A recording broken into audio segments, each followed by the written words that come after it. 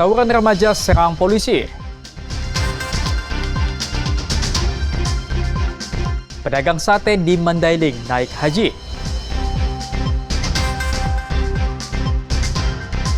Relawan dirikan rumah belajar pesisir.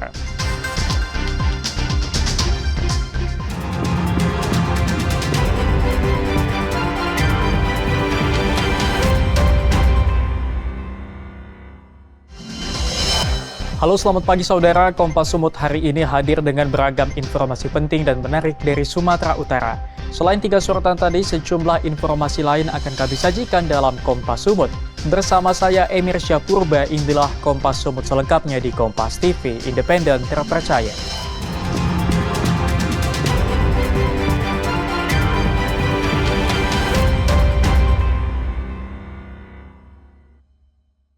Saudara, Kapolres Pelabuhan Belawan Ajun Komisaris Besar Polisi Olowan Siahaan menjadi korban penyerangan dalam tawuran antara pemuda di seputaran Tol Belmera Medan Labuhan. 2 pemuda mengalami luka tembak, 1 di antaranya meninggal dunia. Penyerangan terhadap Kapolres Pelabuhan Belawan Ajun Komisaris Besar Polisi Olowan Siahaan berawal ketika tawuran antara pemuda berlangsung di kawasan Jalan Tol Belmera Medan Labuhan. AKBP Olowan kemudian melintas untuk membubarkan tawuran antar pemuda. Massa cukup beringas dengan membawa batu dan petasan. Bukannya bubar, pemuda yang didominasi anak remaja justru melakukan penyerangan terhadap Kapolres Pelabuhan Belawan, termasuk mobil-mobil yang melintas dengan menggunakan batu dan petasan. Tembakan peringatan juga tidak dihiraukan dan tetap melakukan penyerangan. Petugas kemudian memutuskan untuk menembak ke arah kerumunan pelaku tawuran, hingga 2 di antara puluhan pemuda yang terlibat tawuran mengalami luka tembak. Dalam proses perawatan di rumah sakit, 1 di antaranya meninggal dunia di rumah sakit. Kapolda Sumatera Utara Inspektur Jenderal Polisi Wisnu Hermawan Februanto mengungkapkan sebanyak 20 pemuda pelaku tawuran sudah ditangkap, 17 di antaranya positif menggunakan narkotika. Saat ini Polda Sumut bersama Kompolnas sedang melakukan pemeriksaan terhadap Kapolres Pelabuhan Belawan. Ketika Kapolres lewat tol, itu terjadi pelemparan terhadap beberapa kendaraan yang lewat situ. CCTV kita ambil, kemudian terjadi pelemparan terhadap kendaraan lewat situ. Kapolres turun di situ, kemudian menghalaulah anak-anak yang mencoba mengganggu kendaraan yang ada di sekitar situ. Tetapi mereka melawan sehingga Kapolres melakukan diskresi menembak para masyarakat atau kerumunan masyarakat yang mencoba mengganggu lalu lintas di sekitar tol. Memang ada korban. Sebelumnya tawuran antar pemuda di kawasan Belawan sering terjadi dan sudah sangat meresahkan masyarakat setempat karena menimbulkan kerugian mulai dari kerusakan rumah hingga kendaraan warga. Ferry Irawan, Kompas TV, Medan, Sumatera Utara. Saudara, arena judi ketangkasan berhadiah emas di kawasan Medan Area digerebek personil Direktorat Reserse Kriminal Umum Polda Sumatera Utara. Puluhan orang ditangkap.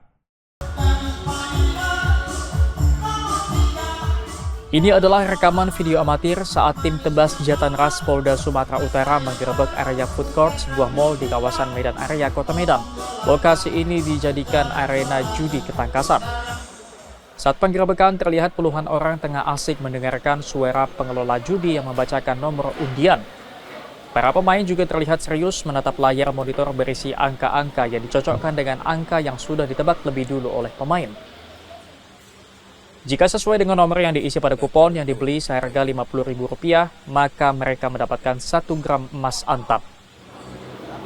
Direktur Reserse Kriminal Umum Polda Sumatera Utara Komisaris Besar Polisi Sumaryono menyebut 29 orang yang ditangkap dan setelah diperiksa 10 orang dijadikan tersangka dan ditahan.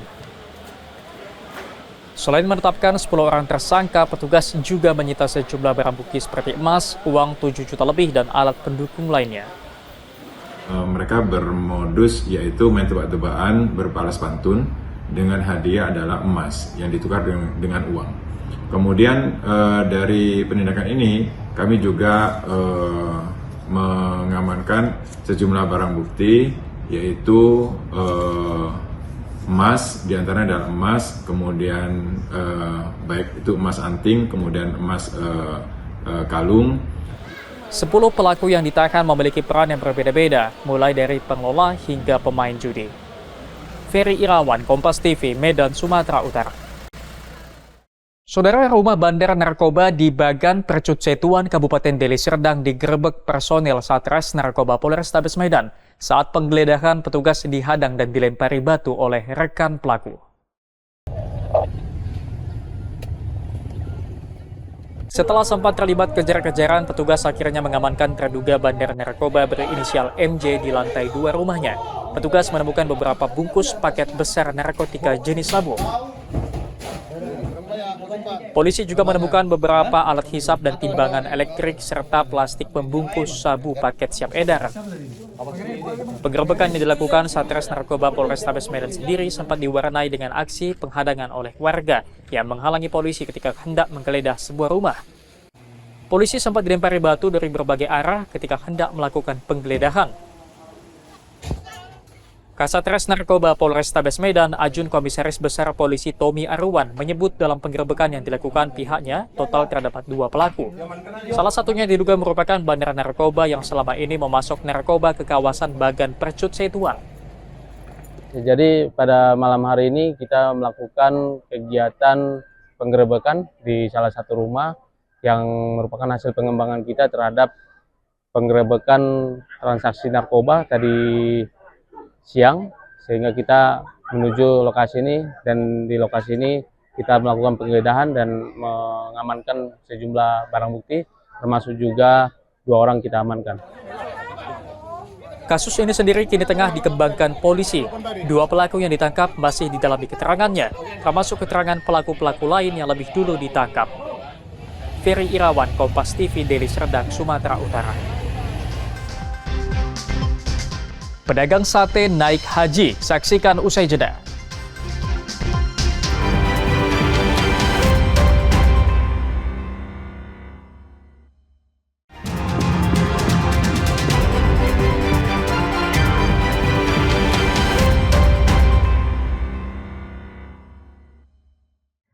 Masih bersama saya Emir Syapurba dalam Kompas Sumut. Saudara, seorang ibu penjual sate di Mandailing Natal, Sumatera Utara akhirnya berangkat ke Tanah Suci setelah menabung selama 50 tahun.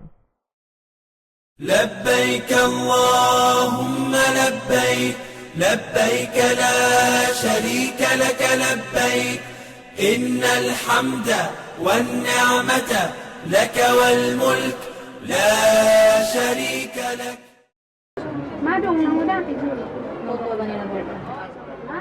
Isak tangis bercampur bahagia mewarnai keluarga saat mengantar keberangkatan Asma Tanjung ke Tanah Suci Mekah untuk menunaikan ibadah haji.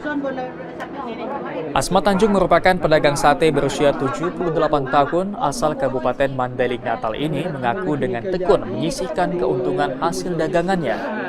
Bahkan tak jarang dirinya mengumpulkan uang logam sedikit demi sedikit setiap pulang jualan. Impiannya sudah 50 tahun dirindukan, akhirnya terwujud setelah usianya memasuki 78 tahun. Asma pun berangkat tahun ini dalam program tabungan haji di kantor Kementerian Agama Mandailing Natal, Sumatera Utara 32 tahun lalu. Namun tak seperti impiannya, Asma harus berangkat ke Tanah Suci seorang diri setelah sang suami meninggal dunia 2009 lalu. Ya kan kita jualan, jadi pulang jualan diambil dulu uang untuk modal jualan besok, ada sisanya baru disimpan. Artinya sisanya disimpan. Itu. Terus Bu, sekarang udah mau berangkat, seperti apa perasaannya? Apalah, senang lah. Senang Bu ya? Mudah-mudahan tercapai tujuan. Asma satu dari 358 dan 4 petugas haji yang berangkat dan tergabung dalam kloter 5 Embarkasi Medan, Sumatera Utara. Khairul Bazar, Kompas TV, Mandailing Natal, Sumatera Utara. Saudara, pemerintah Provinsi Sumatera Utara akan membentuk holding BUMD bersama pemerintah kabupaten kota. Rencana ini dinilai mampu meningkatkan pelayanan publik.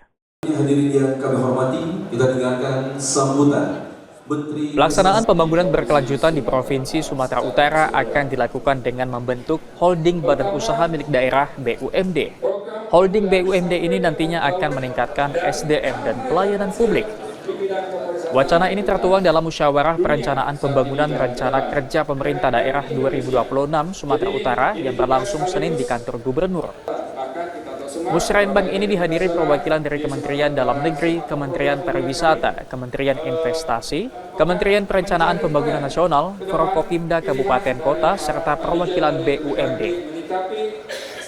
Di hadapan peserta musyawarah, Gubernur Sumatera Utara Bobi Nasution menyampaikan akan mendorong pemerintah kabupaten kota untuk merangkum kebutuhan dalam percepatan pembangunan.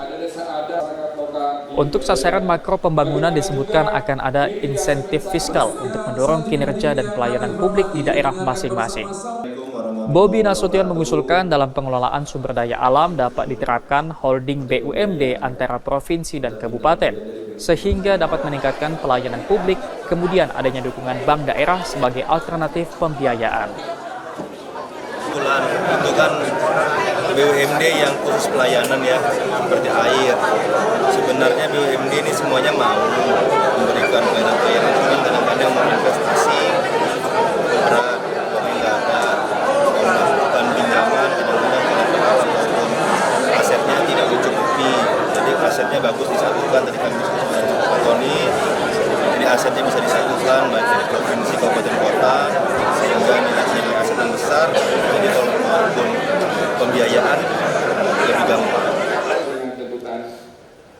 Seluruh OPD diminta agar tidak asal melakukan penganggaran seperti temuan anggaran yang tidak masuk akal, tusuk gigi, dan busi racing yang jumlahnya sangat besar. Roganda Malau, Kompas TV, Medan, Sumatera Utara. Saudara, 7 orang joki terjaring dalam ujian tulis berbasis komputer seleksi nasional berdasarkan tes di Universitas Sumatera Utara. Pelaku menggunakan kacamata, kamera, dan berkomunikasi jarak jauh. Pelaksanaan ujian tulis berbasis komputer seleksi nasional berdasarkan tes di Universitas Sumatera Utara diwarnai dengan kecurangan. Panitia berhasil mengamankan 7 orang pelaku yang menjadi joki. Para pelaku menggunakan kacamata yang telah terpasang kamera untuk merekam layar komputer yang berisi soal ujian. Dari hasil pemeriksaan sementara, 7 pelaku ini digunakan oleh 30 peserta ujian.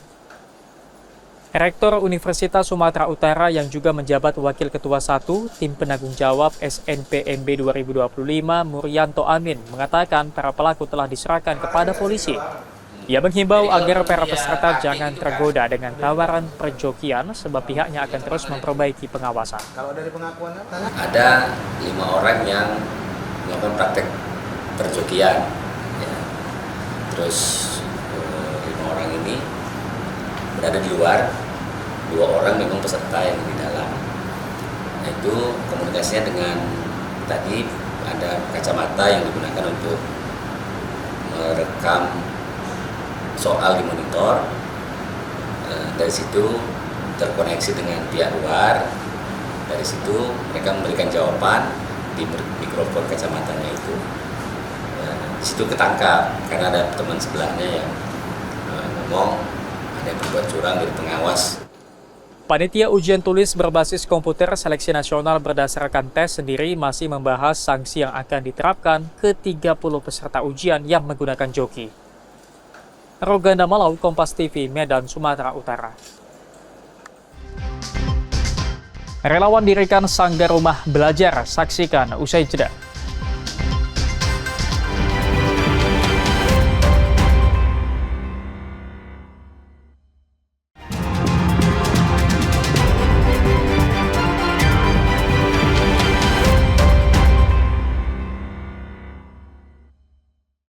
Masih bersama saya, Emir Syapurba dalam Kompas Sumut. Saudara, sebuah pulau kecil di bagian utara kota Medan menjadi rumah bagi ribuan burung endemik dan burung migran dari belahan bumi utara.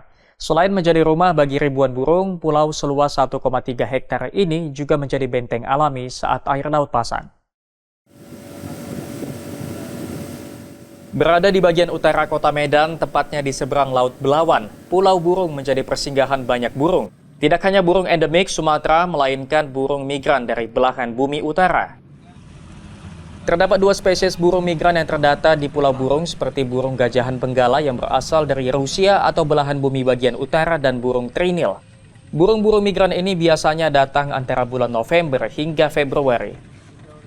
Kelompok masyarakat pemerhati mangrove mengaku Pulau Burung ini awalnya hanya memiliki luas setengah hektar pada tahun 2011. Setelah rutin dilakukan penanaman mangrove, kini Pulau Burung memiliki luas 1,3 hektar. Kemudian kami mulai melakukan penambahan penanaman, dan akhirnya burungnya makin bertambah di situ. Nah, ini memang seharusnya sudah menjadi konservasi kita karena ini adalah Kota Medan. Ya. Jadi masyarakat juga harus tahu bahwa di Kota Medan ini ada pulau burung, yang di situ juga ada burung migran. Jadi ada 2 spesies burung migran di situ. Yang biasanya di bulan-bulan 11 sampai bulan-bulan Februari, ya mereka datang ke situ. Salah satunya gajahan benggala sama trinil, burung migran. Dan juga ada burung juga tongtong, burung bango tongtong. Pemerintah Kota Medan diharapkan memberikan perhatian khusus pada Pulau Burung. Karena selain menjadi rumah bagi aneka ekosistem, Pulau Burung juga mampu menjadi benteng yang menahan abrasi di perairan Belawan. Dedi Zulkifli Terigan, Kompas TV, Medan, Sumatera Utara. Saudara, limbah kayu tanaman mangrove dapat diolah menjadi bahan pewarna batik. Setelah diolah, kualitasnya tidak kalah dengan pewarna batik lainnya. Beragam jenis tanaman mangrove yang ada di Indonesia memiliki banyak manfaat. Tidak hanya melindungi bibir pantai dari terjangan ombak laut, namun dapat menjadi ruang tumbuhan dan satwa unik sebagai kekayaan yang harus dilindungi dan dilestarikan.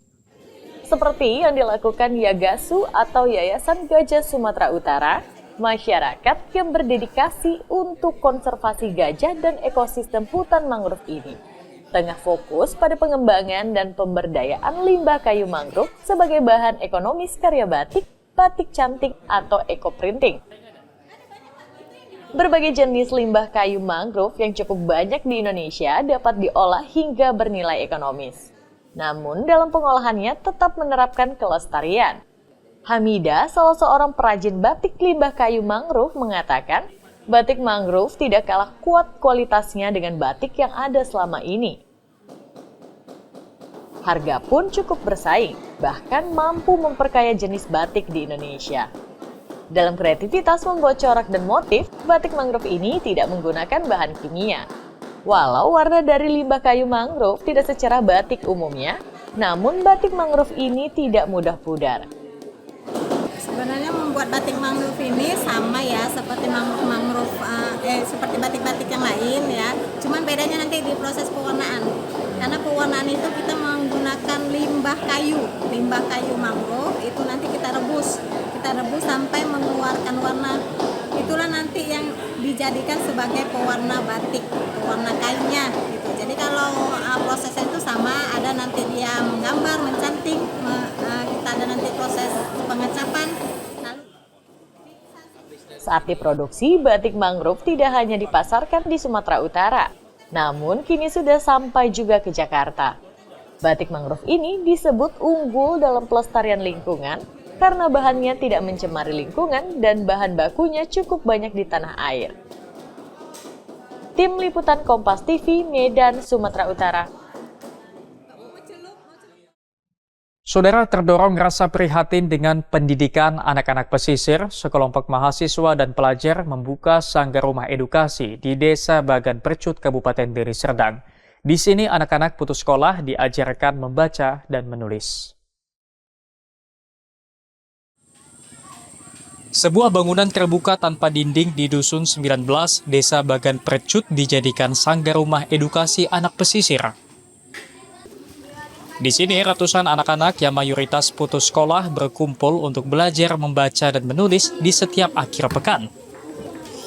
Tidak hanya anak-anak putus sekolah, sejumlah siswa sekolah dasar yang membutuhkan pendampingan dan pembelajaran ikut menjadi peserta. Sanggar Rumah Edukasi Anak Pesisir yang dibangun pada Juni tahun 2022 berawal dari keprihatinan sejumlah relawan yang terdiri dari mahasiswa dan pelajar melihat banyaknya anak-anak di pesisir yang minim literasi. Untuk semakin menarik minat anak-anak, sesekali para relawan mengajak anak-anak untuk berdiskusi atau belajar membaca di atas kapal milik nelayan. Tujuannya untuk meningkatkan literasi dan minat baca untuk anak-anak pesisir, karena di pesisir ini masih banyak anak-anak yang tidak peduli, yang masih kurang untuk membaca dan literasinya sangat rendah, sehingga mereka lebih memilih untuk bekerja atau mencari ikan daripada membaca atau belajar. Warga di sekitar Sanggar Rumah Edukasi Anak Pesisir mengaku sangat terbantu dalam meningkatkan kemampuan pendidikan anak-anaknya. Beberapa anak didik di Sanggar Rumah Anak Pesisir ini bahkan mampu meraih prestasi membanggakan di sekolah. Perubahannya anak ini asal mau belajar datang. Perubahannya itu aja lah. Dia mau belajar perubahannya. Oh, berarti niat belajarnya makin Ada, tinggi ya? makin tinggi belajarnya itu. Dan ibu pun ranking juga dapat Iya, juara. juara dari kelas 1 SD sampai kelas 5 SD. Alhamdulillah belajarnya makin ada sanggar ini makin maju belajarnya. Warga dan relawan berharap pemerintah dapat memberi perhatian untuk memberikan bantuan berupa buku bacaan atau fasilitas belajar mengajar. Dedi Zulkifli Terigan, Kompas TV dari Serdang, Sumatera Utara. Sampai di sini Kompas Sumut hari ini. Anda bisa menyimak video tayangan kami di kompas.tv atau menyaksikan secara langsung via streaming di kompas.tv/live. Kami undur diri, tetap saksikan rangkaian program berita di Kompas TV, independen, terpercaya.